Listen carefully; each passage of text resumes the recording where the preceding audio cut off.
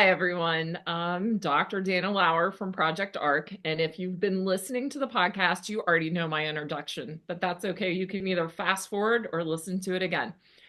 So many of you probably know me from my work in pushing the space of project-based learning into this more authentic, relevant, and community-connected space so that our learners really have the opportunity to affect real change in their world. And in fact, the ARC in Project ARC stands for authenticity, relevancy, and community connected learning.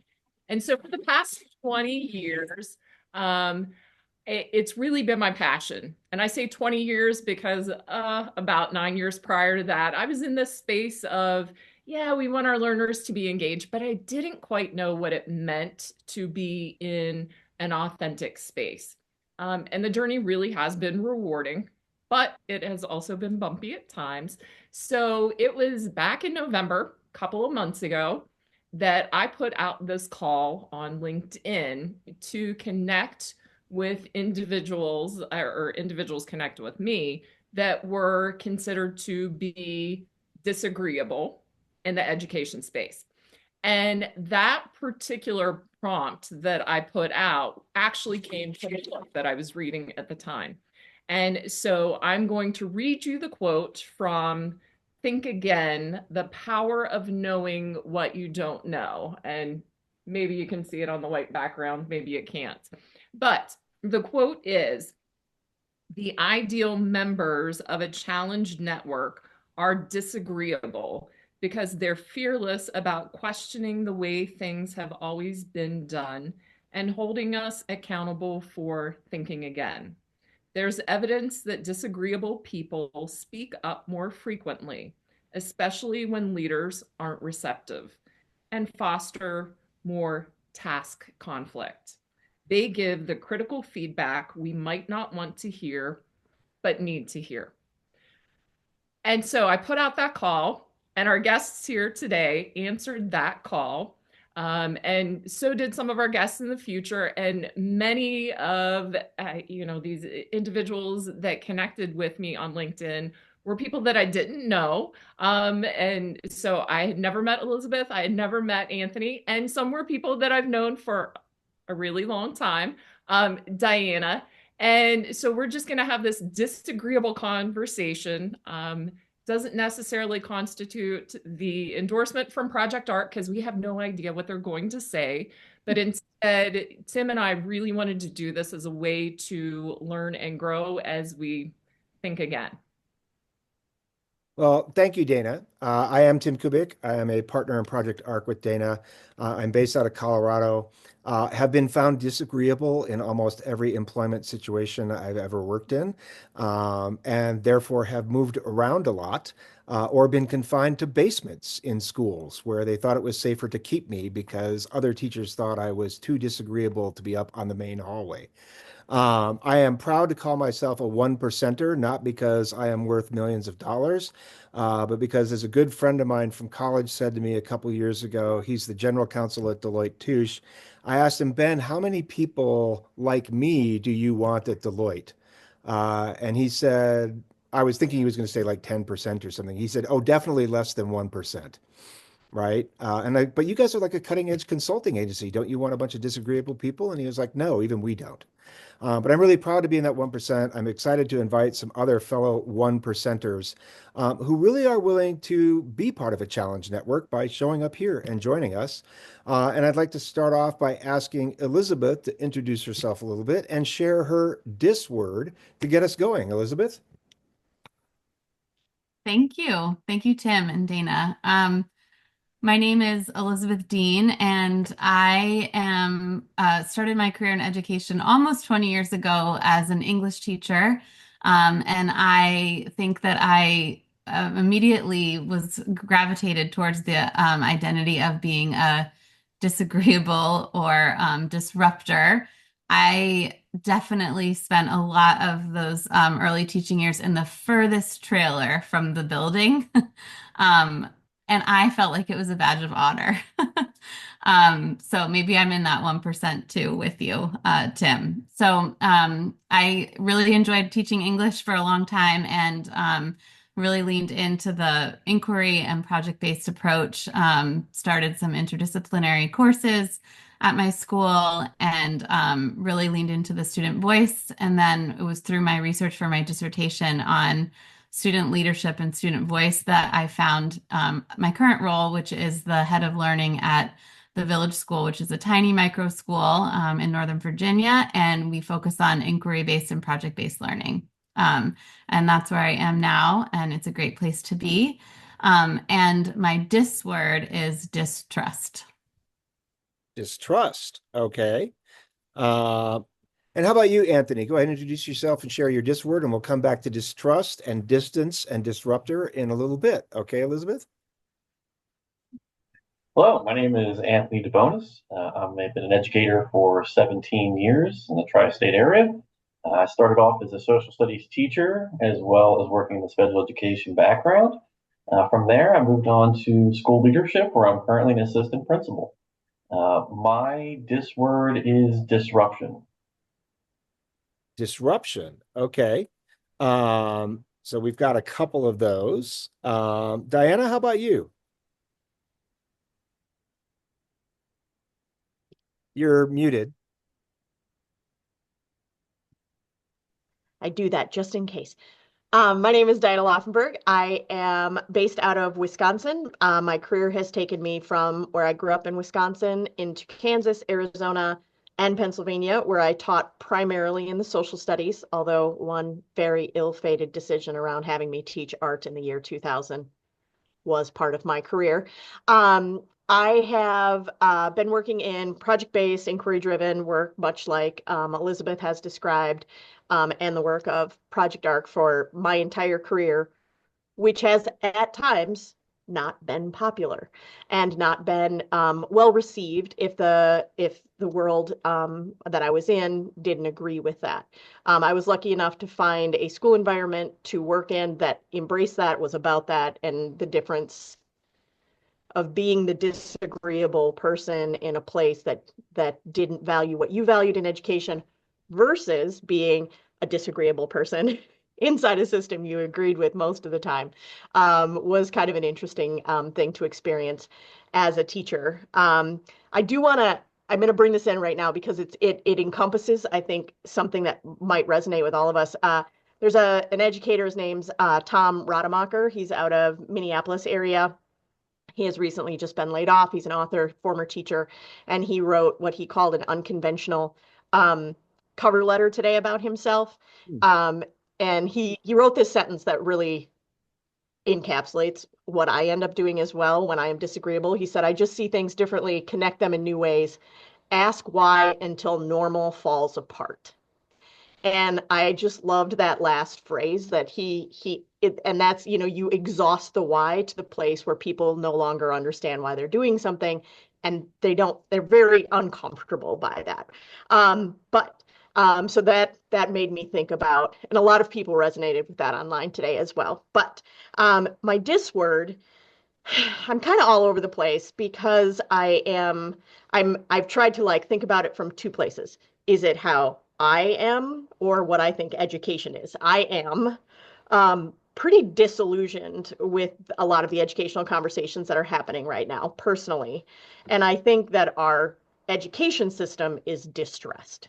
And so those are kind of my two words that I bring to the table, because one is more like how I feel trying to work inside the sector versus how I think the system is experiencing the world right now. Well, thank you to all three of you. I want to pick up on what I'm seeing as a possible thread here, right?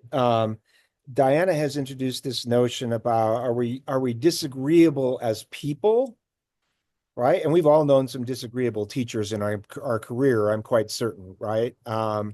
It may just because they're grumpy, or it may be something about the way they approach issues. But there also is this disagreeableness with the system, which two of our guests said they want to kind of disrupt for some reason. And let's just sort of run with that idea for a minute. How much of your do you feel is you in the way kind of I described myself at the beginning, or is really about being dissed with the system? And anybody's welcome to jump in on that. Diana sort of shared her perspective, so I'm curious to hear from Anthony or Elizabeth. Like, do you feel your diss is really coming from inside you, or is it really more about reacting to the system? I think for me personally, it's reacting to the system. I feel like when we're now in 2025, I almost just said 2024, and we're moving forward more and more, and there are these small voices I feel like that have these new great ideas. But these small voices, at least in my experiences, are notoriously drowned out by those that have been doing it for a lot longer than me, and sometimes even new people. And they say, well, we've done it this way all the time, so why don't we just continue doing it this way? And for me personally, I'm sure many of you will agree, it doesn't work anymore. That's why we can't do it that way. Things have changed. We're in a completely new world. We have, Diana's in Wisconsin. I'm in Pennsylvania. Elizabeth is in Virginia. We're all over, and when we're connecting this way. So I think we need to be more open to how things are happening throughout the world as well as in schools to connect in different ways, so we can help our next generation be ready for the world they're going to be going into. Elizabeth? Yeah, I agree. I retweet all of the above. And my distrust really is about a reaction to the system. But I really like your question, Tim, because I feel like I actually, as a result of the system, it causes us to distrust ourselves sometimes. So not to go too meta with it, but I feel like um, one of my passions, beyond just really meaningful learning experiences, is listening to kids, and just trusting them, that trusting young people that they can and that they will learn from their own experiences, and that our job as educators is to create those magical experiences and then trust the learners. And I don't see a lot of trust happening at all. And then I think, like both of you were talking about, I think um, just the system, everything is just built on all of that mistrust and distrust. And I think, um, as someone who for the past couple of years has, had to lead educators, sometimes transitioning from a more conventional system to our space, Mhm. they really have to go through this whole process of trusting themselves, like figuring out how to trust themselves again. Which the longer they've been in the more conventional space, the longer it takes to do. So just really wanting to lean back into like trusting young people. We don't, they're right there. Just talk to them. No, and I really love that you're picking up on that, the way that the system sort of compels us to distrust ourselves about our instincts in the classroom. And Dana, it looked like you were wanting to jump in on that or something similar.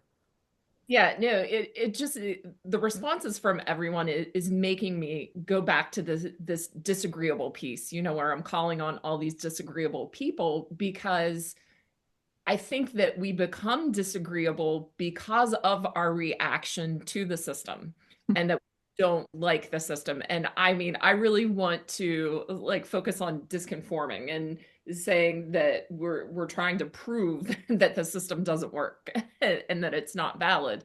And um sometimes that label of being disagreeable is really looked down upon. And I know Tim and I have been in spaces where we most certainly were called out in the room as being the disagreeable people, and no one else really liked that. But we went on to say, nope, this is the space and place that we need to be, and push back against that system. And so it's always very, you know, I'm trying to think of a positive dis word here. Tim, help me out. Because all the negative, going against all the negative dis words here, it's really a great thing to me to see and hear from disagreeable people who are pushing back against the system. Yeah, and I'm afraid I don't have a dis word for you either at the moment. Anybody else, a positive dis word that we can throw back in to help with the distrust question? Um,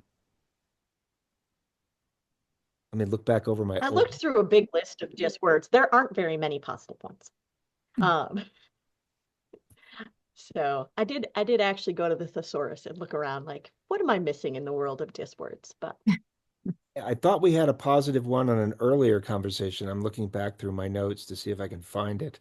I mean, But discerning, well, I was going to say, yeah, discerning discussion discussion, discerning right? isn't necessarily something, and I think maybe that discerning word is also an important Mhm. one to think about because, what Elizabeth was describing is that, and Anthony, is that a lot of people aren't being, the other word I use is skeptical, very discerning about Mhm. some of what is being peddled in the world of education, and they're not being discerning enough about, oh, this is a good idea or a bad idea, or it may be innovative and interesting, but maybe it's not for us and maybe it's not for this time, but rather just like whole scale accepting what's coming at them, or whole scale rejecting, to Anthony's point, what's coming at them, and not being discerning in that moment, Mhm.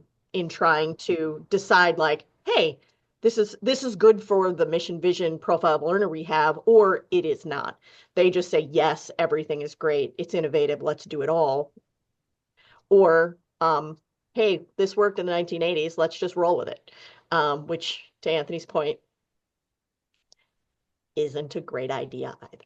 Yeah. So, yeah. Yeah. And I think a good example of the lack of discernment, it's been an interesting thing I've been following is the story that broke in some of the tech journals right around Christmas about the charter school in Arizona that was going to use only AI for teachers and no teachers, right? And then it was revealed last week, I think, that actually their staffing model has a higher teacher to student ratio than most traditional schools. They're just not calling them teachers, right? But they're providing a lot of one-on-one support. So in terms of whether it's a AI only school with no teachers, it's really turned out to be a branding hoax, right? Rather than an actual change in practice. Um, I think that to go back to the distrust thing, I do think one of the things that makes many of us label disagreeable in education is because we actually want to have discussions about stuff. We want to talk through things like, I was doing PLCs about students of concern long before there was a PLC. It was like, no, I want to talk about this kid. Like, we need to understand what's going on with them. And everyone was also like, no, they're a loser. Just like, engage with them as little as possible because they're just trying to sucker punch you into, getting attention or whatever. And I'm like, no, there's really something going on here. Right. And I wonder why it is that I'm trying to formulate this right, but teachers want to do most of the talking and they don't want discussion, right? I mean, I think when I look around the field, right, the issue that we're still dealing with over and over is teachers that are standing in front of a classroom doing all the talking. What is it that teachers as a profession distrust about discussion? Whether it's of their students, whether it's in a faculty meeting, right? Because principals are no different, right? Like opening up a big discussion in a faculty meeting is most principals' nightmares, right? So what is that? What do we think? Is discussion a positive thing or a negative thing in schools? I think it's really positive, but I do agree with what you're saying, Tim. I don't think many people want to have the talk about this. And I think teachers, when they first get into the classroom, they're very excited and they want to talk a lot because they're on stage, so they're of the big show. But as time goes on, if you're evolving your careers, I'm sure we all here would agree, you become less of the focus and you become more of a facilitator. You want the students to learn from each other. You want to set the stage for them. They should be the ones taking part. They should be the ones that are really learning. And I think we lose that somewhere, as we go about. I mean, there are some excellent teachers out there though that are doing these types of things, but the vast majority, unfortunately, like Diana was saying, they're just not. and they will sit up there for, if it's a 40-minute period, and they'll talk for 38 minutes of it and then dismiss the class. And half of them have no clue what just happened. And they come back the next day and do it all over again. And that's something that at least when I've tried to push on it, either when I was a teacher or as an administrator and say like, hey, why don't we try this or why don't we do this? I don't want to do that. There's no reason to do that. And you show them research or you show them different ways to do it, and it's difficult to make strides, and it's difficult to push back, and I mean, very risk averse maybe is the word I would say, because they're so inundated with the way that they've done things for so long. And I would Go ahead, build Diane. on that a little bit if you jump in, Tim, that That's fine. what I'm hearing, Anthony, is that we are, in my opinion, over surveilling and over accountability, having too many accountability structures. And so when you say to somebody, oh, just have classroom discussion, they're like, no, I don't have a standard that I've tacked to it. I don't feel like I have an outcome that's tacked to it. They don't feel confident that what that's going to be is going to yield the thing that they might be observed, evaluated, surveilled, and held accountable for, and they don't trust themselves to be able to deliver on a robust conversation from the teacher aspect. One of the things that I have found useful in moving people's practice is, especially around inquiry, is not to tell them that they need to do some like big thing. I use the phrase small I inquiry. Like, you can do the big inquiry thing, which it seems like Elizabeth is doing at her school, which I love and is my total favorite thing in the world. But for a teacher that is in a place where they're doing nothing, to do something, that's too big of a sweep to move all at once when they feel so watched and observed and held accountable. And so I use things like the Project Zero thinking routine toolbox that they have, which is like, I've had this tab open for like 7 years. I sometimes toy with the idea of downloading the whole thing, so I'm afraid someday they're going to take it off the internet. But these things, and I just tell, I work with some teachers in Cleveland, and I said, just pick 5 and run them off. They're one pagers, staple them, put them on the edge of your desk. If you feel like that lesson's falling flat and you feel like the kids need to talk to each other, don't just say, go talk to each other. Here are some protocols to help facilitate conversation. It also helps kids understand how to have a conversation and have a discussion. It also, if you're doing it at a more advanced level, you can help kids build in language for how to disagree with each other without being mad, angry, and hurting feelings. And so some of that discussion is that people don't like to get to a place of disagreement. And so they avoid it at all costs because they don't want to get to a place where kids are in conflict or they're in conflict with colleagues, and they don't want discussion because it ends with people not agreeing. The flip side is teaching folks how to have that conversation where they can disagree but stay respectful and potentially move towards consensus as a replacement for agreement, and what that feels like. And I think the classroom is a fabulous place to start that. But I would say a lot of people in the classroom right now didn't have a ton of models of that in their own educational experience, and they haven't seen a lot of models of that in their own teaching experience. And so they then don't model that and go with the thing that feels like it yields the most control, not necessarily the most learned. Looks like you want to jump in, Elizabeth. Go ahead. Yeah, I mean, well, I think I have my whole stack of Project Zero books literally right here next to my desk. So I can really connect with those routines and all the research out of Project Zero. But I think, yep. The New book. what strikes me in the discussion is really just that I think it's the distrust of themselves as a teacher and of what might happen when you let go a little bit, because you really don't know what's going to happen when you open the floor. And like, as seems like you all know from inquiry-based or project-based learning, it's a mess.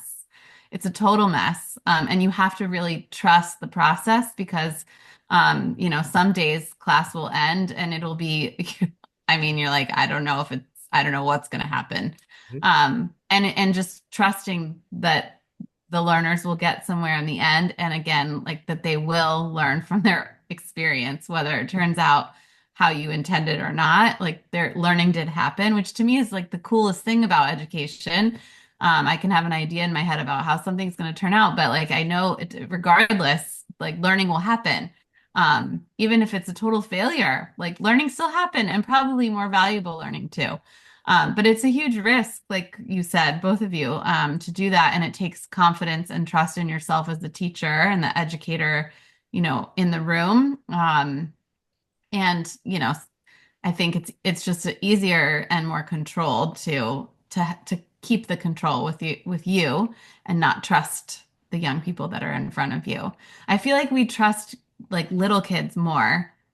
There's something about like in terms of those kinds of classroom discussions and owning things, and then as they get older, we like somewhere along the way we take that trust away. Especially with middle school, Anthony. Oh my gosh, there's something about middle schoolers that adults, I feel like outside of the education world and some maybe in, just really don't like. That like when we take our kids out into the world, they're like, I don't know. People just they have things to say about middle schoolers. Yeah. They do. And it's like not trusting. There's no trust or curiosity. Like leaning into that curiosity piece, I think is, I don't know. I feel like we could all learn a lot about ourselves and each other if we did that. But yeah, and then that I think the just to pull my English teacher hat on, the Latin root of dis means apart, like to keep apart, right? Yeah. So it's fascinating then to think about like yeah, we are keeping apart. Um, there is a lot of apart from all the good things, trust. Um, Yeah, you talked about being distant in the temporary building from the rest of the yeah. community in the way that I was distant and literally demoted to, there was only one classroom in the basement, right? It was by the heating room, right? The boiler room or whatever. And that's what I got for my US history course. Because we would do things like tear up the Constitution and put it back together again, right? So that kids could have discussions about what fit with what. And it was loud and noisy and, it distracted a lot of other teachers. Um, Dana, did you have a point you were thinking about? I know Yes, you. I know your thinking face. because it's my face and then my pen Yeah. that goes.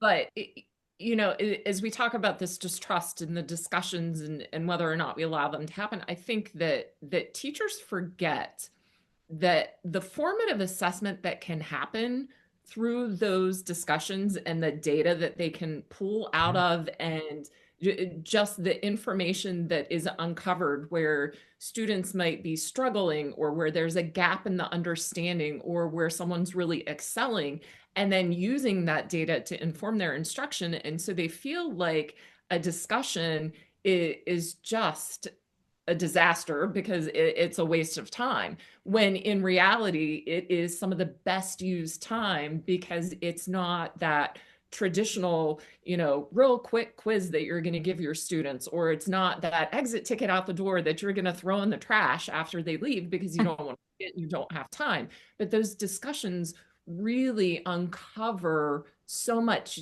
data about individual students and then figuring out what that data means to then make those adjustments for one student, for a small group, for the whole group, then that's where you really see that growth start to happen. Let me ask this question, Dana, and those of you who are working in the schools right now, which is not me, Elizabeth and Anthony.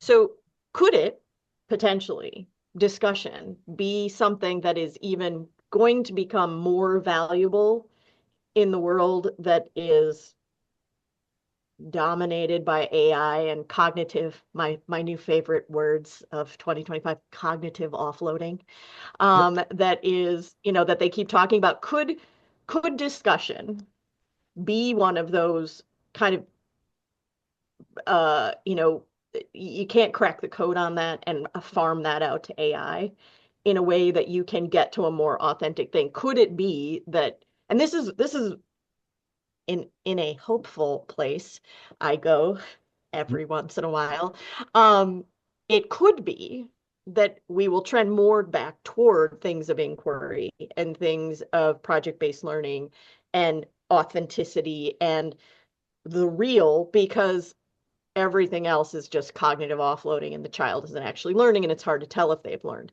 And so discussion and inquiry and PBL might have to become more the norm because of that world that's creating, and then in my distressed and disillusioned place, I go to, oh, good God, what if we don't do that? Because then we just have an entire generation that wants to cognitively offload their entire existence to a machine. So I don't know, anyone else remotely hopeful that things like discussion and inquiry might be more generative going forward? So, Yes. I definitely yeah, hear yeah, Anthony. absolutely. Uh, so I live in Pennsylvania, but I work in New Jersey. And to build on what you were saying, one of the things that I've seen over the last at least 3 or 4 years, which I'm sure you have all seen, social skills are seriously lacking, which goes back to discussion. Mhm. And a lot of the teachers in my building really struggle with even, one of the first things they say is, well, they're connected to the phone all the time. None of them want to talk in the class, but they want to look at their phone. And with that being said, talk about disruption. Our governor in New Jersey, Governor McGreevey, just had his state of the state. And in the state of the state, he spent a good 10 minutes discussing something pretty radical. He's looking to move to make a bill go through that will ban all cell phones in all schools, which is something that I mean could go either way.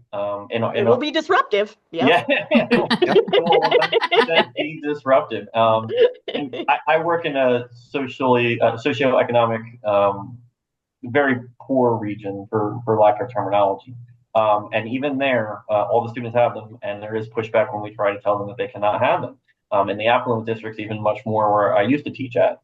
So when we talk about disruption, to go back to your point, bring it full circle, Dan, I personally think eliminating the cell phones altogether, or at least putting them in the lockers and not having them, because they all have we're all one-to-one districts at this point, could bring back some of that discussion and bring back some of that inquiry, whereas it may have been lost in the past couple of years because of technology. Technology is a great thing, and we should be using it 100%. But when it distracts so much that there's no learning going on, because like you said, we're offloading it to a machine or AI or whatever the case may be, then it becomes a problem. I totally agree. And I think that even, especially with AI, I mean, I think to use AI properly, you have to actually have a discussion with it. So I feel like it's actually more relevant now. It's like using AI as an argument for being a skilled discussioner, if that's a word. I think it should be. I think, often we have a lot of Socratic discussions in our school, especially in our middle school. Our social studies curriculum is delivered all through like learner research, and then they have a Socratic discussion, and they all they hate it when everyone agrees. They're like, who is going to take one for the team and disagree today? Because I cannot, it's an hour long, or like I cannot sit here for an hour if everyone just says, me too, me too. I totally think the same thing. So it's actually really a hopeful place. I like try to, hang out and be around those discussions when they're happening, because um the young people can do so much, and they can have these really hard discussions about really serious topics and disagree. And so like do it so respectfully. And it's such a great model. I think it could be a great model for adults about how to disagree and do it respectfully. And then a lot of them, at least at this point in the year, there's a couple of them that are like really good at playing the devil's advocate or maybe we should rename it, the disagreeer or the disruptor. But they're really good at it. And I'm sure there's some debate team in their future when they go to high school. But it's such an important skill. And when I used to coach like teams of teachers in PLCs, I used to always say, like, if you're not disagreeing, you're not having the right conversation. It's like there should be some disagreement when you're talking about, what you're going to do on your team. You're going to all be better for it. So Um, so yeah, I totally agree. I think we have to have discussions with AI to get the best out of it and ourselves. So Now, super relevant for the future. that's a very fair point. And, I don't spend a lot of time on AI, but that's something I learned almost immediately is that, you need to interrogate it, right? You need to ask it questions. You need to push back against what it shares, in order to get something that you can work with. Otherwise, I mean, AI is like working with a high school sophomore, right? It writes and plagiarizes like a high school sophomore does, right? So if you really want something useful, you're going to have to learn how to ask it better questions. I'm thinking about a couple of the dis words that popped up here. Disaster was one of them, right? This fear that teachers have about opening conversations, and Dana pointed out, isn't a legitimate fear if you understand how to use protocols, not just to facilitate discussions, but as formative assessments.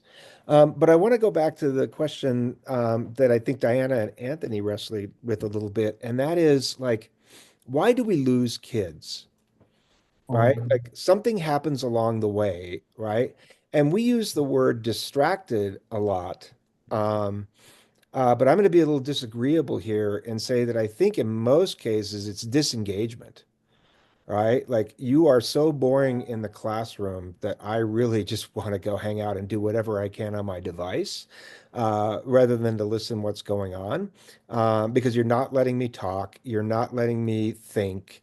I've always felt like I call it the game of school. Like kids learn how to play the game of school around fourth or fifth grade, right?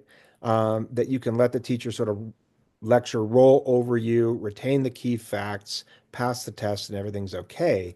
Um, but I think fewer and fewer kids want to play that game anymore, right? And I'm just, we've talked about how we have distrust in the system. I wonder how many of our kids genuinely distrust this system to the point that they don't want to engage with it, because they feel like it's not designed to help them. Um, Um, I I would love to jump in on that a little bit. I put an article in the chat. There is an article from it's a ways back, 2017 maybe. yeah. Yep. Again, out of Harvard. It's called Bored Out of Their Minds. And it actually goes through the research of exactly what you talked about, Tim, that arc of, ooh, and that people have mentioned like super excited, kindergarten, first grade, second grade, and then they start to get it, and then they start to get bored with it, and then they are checked all the way out. Mhm. Um, I had an experience when I first taught in Philadelphia, so Nope. 454 people in it. I am legitimately related to half of them. And so walking into, I know you think I'm it's hyperbolic. It is not. And it is an interesting thing to walk into a school system that is very foreign to me. Philly's huge. I'd never been in that big of a system. I was in, a public school inside the system, but it was a magnet school and it had a very particular purpose and what have you. And there was a particular group of kids in that school in 11th grade, and they were horrible to work with. I mean, the most challenging group of kids I have ever taught. Mhm. I battled all year to try to get them where everybody else was. The other sections were not like this. The other kids were at least willing to play, to your point, the game of school, Tim. And that summer, a couple of the girls that had been in that class, I didn't have like an adversarial all the time relationship, but man, in class was just like butting heads. And so they were hanging out in the principal's office, and I said, I had to have them again the next year because I was a growing school and I taught all the 11th graders, and then I was going to teach all of the 12th graders. And I said, are we doing this again next year? Like, is this the way it's going to be for a whole nother year? And they both just made eye contact with each other, and then they kicked back and they said, no, we're good. We just didn't trust you. They were, and they were like, you're back. You stuck with us. You put in the time. Now we'll do things with you. And we won't have this gap. They didn't trust a lot of the people in the system, and especially people that were coming from outside and new to them and didn't, know their world. They just didn't trust much. Mhm. And even though I was a very, like and I worked for it, and I didn't get it for a whole year with this particular group of kids. And so I think to your point of they don't trust the system, sometimes they don't trust the people. Yeah. We have a problem right now with retention and the revolving door of teachers moving schools. Kids don't have relationships, families don't have relationships. And so there isn't a lot to trust, both in the system and at the school level, for how kids are interacting with anybody in that building, but also with the greater system. And so, that was a huge like, oh, okay, okay. And then we move forward from that, but it was all about distrust and that gap between I can learn from you, but only after I trust you. Yeah. And I'm glad Elizabeth raised that word distrust today. We are getting toward the end of the conversation, and I'd like to end on a hopeful note, the way Diana suggested. So I'm curious what all of us are doing in our practice. I'll just give you a moment or two to say, like, what are you doing to regain the trust of your students? Because I honestly think it's not going to be a particular pedagogical reform or technology that saves school. It's going to be something about the way we confront the problem that Elizabeth identified when we stop trusting ourselves and our students. How do we start to rebuild some trust with our students? And what's a strategy or a technique or a aspiration you have for doing that? I think it'd be a nice way to close out. I'll go first. Sure. Diana brings up that between Diana and Elizabeth. I mean, you guys brought up great points, and I put them both together in my head as I'm thinking about the school that I'm in. There is a distrust as you get into middle school and you have these young ones that are thinking, excuse me, thinking outside the box, and they're starting to be inquisitive and curious. And on the other hand, in today's world, especially in the school that I'm in, turnover is a huge problem that we face, and trying to keep the same individuals in the school, because it is not an easy school, but these kids really need guidance, they need love, they need it all. And I tell them all the time, I'm your dad one minute, I'm your big brother the next. Whatever you need me to be, I'm here for you, and I'm not going anywhere. I'm going to be here tomorrow. I'm going to be here the next day. I'm going to be here next year. Mhm. And I think they need what they need, and what we all need to do is get back to that. I hate to say it, but like you talk about going back in time, Diane and Elizabeth both. Those 1800 schoolhouse where there's just the one schoolhouse in the community, but it's true. I mean, they went to school every day, and they knew they had that one teacher they could count on. And building a school and building a relationships with these students. When I did my dissertation, it was on the positive qualities of a mentorship, and I think about that every day. The number one thing that came up over and over again was trust. Every single survey we had, and that was adults, but it's the same for children. It's the same for everything. So I think to bring that trust back and to be positive and to go forward, we need to really start, I think, at the bare bones and cultivate some really great teaching staff and bring education back, because we're losing the battle right now. There's not, people are not going into education. Education schools are folding in the college system, and we need to build that back up, and we need to figure out how to do it and how to do it quick so we can be successful moving forward. Mhm. No, I love bringing that mentorship angle into things as part of rebuilding trust. I think that's a really good suggestion, Anthony. How about you, Elizabeth? I think, whenever I'm feeling distrust, whether it's of, a learner or it's usually myself, have been trying to like just be more curious, and just lean into that curiosity and ask questions. I feel like I'm comfortable with being an educator, and I feel like when things happen, I usually have a guess of why I'm making an assumption. But instead of doing that, I've been trying to just be curious first, before I let my brain go to like, okay, this is what happened. This is what needs to happen next, um, all those second decisions that we make, working in schools. But really leaning into the curiosity. And what I found is that usually it just creates more space for me to, I don't know, have grace for myself usually. um, but also the other people around me, whether I'm working with, another adult or a young person. But just being curious about the other person's experience, and then being curious about my own experience, like, with whatever is happening, because I think that curiosity can really lead to the connection, and then lead to hopefully back to the trust. But yeah, just trying to be more curious Yeah. about myself and the world.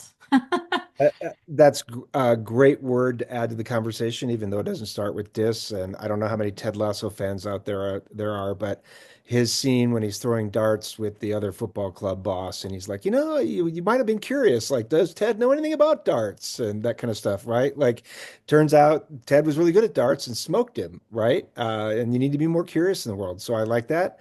Dana, what about you?